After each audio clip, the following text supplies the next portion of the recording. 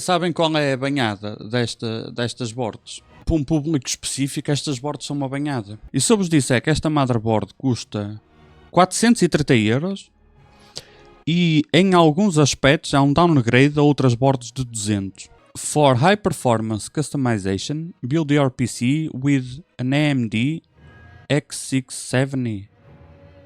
Porquê que aqui está escrito? Nem a AMD quer saber disso. Vamos lá, se tu achas que o macOS é para os hipsters com as contas em atraso e a aparência em dia, e o Linux é para os nerds cebosos com tics de stalker, é fácil, só te resta o Windows, I guess. Mas um computador com a esperança média de vida inferior a uma formiga e a potência de um reformado sem pastilha, tem direito a uma licençazinha OEM. E o teu PC todo potente precisa de uma licença retail que custa os olhos da cara. Vais aí o RCD Keys, compras lá a tua licença OEM, também tens direito, enfias para lá o código H25 e pumba, está a bombar. Ó filho, e já agora podes também comprar aquelas versões do Office sem assinatura mensal, estás a ver? Ou não, olha, usa papel e caneta, que ela saber, ou caralho. Ok, vamos aqui ao que interessa. Ora, vamos pegar aqui, vamos aqui à loja. Ok, 250 paus versus 300 ou versus... Vamos pegar nesta que acentua mais o possível problema. Custa 430 paus, esta custa 200, portanto, roughly 200 paus a menos. E em certos aspectos é um downgrade. Vamos pegar numa 670, que é o caso aqui, certo? Chipset 670. O P não influencia o chipset, influencia se tem um E à frente ou não. Temos aqui 670 e temos 44 linhas no total, ok?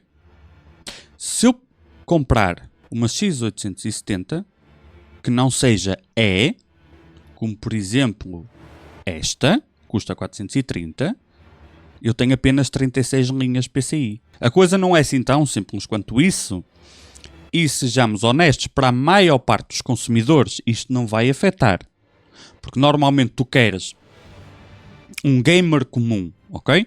Só que eles também publicitam isto para gamers. Um gamer comum vai querer 16 para a gráfica, se não for daquelas vezes 8, né? Vais querer 16 para a gráfica, ok? Vais querer 4 para um NVMe, possivelmente conectado ao CPU, é o standard, ligas o primeiro no de cima, comunica com o CPU, eventualmente, quero separar as cenas e não sei o quê, quero ter outro NVMe, portanto vai ocupar mais 4 linhas, pode ser com o chipset ou com o CPU, depende da motherboard, onde é que fisicamente conectas e não sei o quê, mas tens aqui umas 24 linhas PCI Express, e para uma pessoa comum que vai instalar uma gráfica e talvez 2 NVMe, temos 24 linhas ocupadas. Para a grande maioria das boards, combinação de CPU mais board, isto não é problema nenhum. Mas, e se queres mais coisas? É nesse sentido que se queres mais coisas, está fodido. Porque tu tens aqui, por exemplo, 24 linhas PCI 5. Ok, 24 linhas são PCI 5, enquanto que na 670 apenas 8 eram PCI 5, das da motherboard, atenção, das da motherboard. Se for com o CPU tens mais linhas PCI 5. O CPU tem disponível 20 linhas PCI 5. Desculpa, foi erro meu. Aqui foi erro meu. São 28 que não são 28, são 24. Peço desculpa, confundi. Porque há 4 de diferença. Ok, aqui está certo.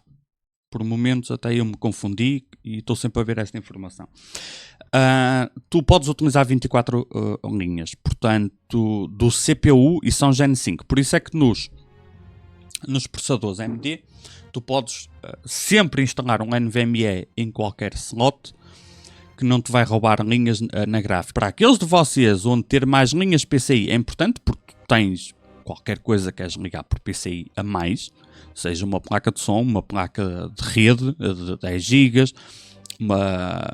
uma expansão SATA para fazer RAID, whatever, placa de captura. Quando começas a ter 2, 3, 4 NVMe, mais uma placa de 10 GB, porque a borda originalmente não trazia, tens uma placa de captura, qualquer coisa, começas a encher as PCIs, que é uma coisa de nicho, mas existe. Uma X870, em quantidade de linhas disponível, é um downgrade ou uma 670. Por isso, porque isto é grave, não é grave para a maioria das pessoas, mas é mais ou menos uma estreia, onde tu tens o novo chipset, ainda por cima em preço de lançamento, em média os preços são mais altos, portanto tu tens novo, mais caro e numa característica inferior. Parece-me a mim que é segmentação de mercado.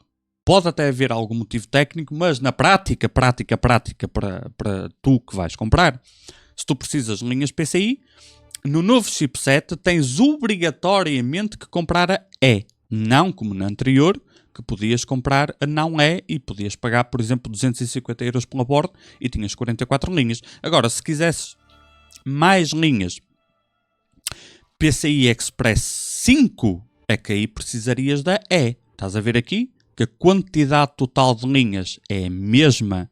O que muda é a quantidade de linhas que são 5.0. Isto vai afetar quase ninguém. É por isso que nunca me viste a sugerir a ninguém comprar uma X670E, porque quando todos os outros recursos já chegam e sobram, para que é que eu vou recomendar a alguém gastar mais dinheiro para o caso de colocar... mas eu apetece-me ter 3 NVMe 5.0. Por exemplo, e quero uma gráfica que esteja disponível 5.0. E quero... Ok. Tecnicamente é possível. Mas isso não afeta quase ninguém.